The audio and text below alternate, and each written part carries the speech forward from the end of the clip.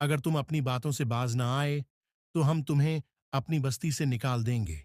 फरिश्तों का नज़ूल अल्लाह ताली ने जब देखा कि ये कौम बाज नहीं आ रही तो उसने हजरत लूत के पास 3 फरिश्ते भेजे जो खूबसूरत जवानों की शक्ल में आए।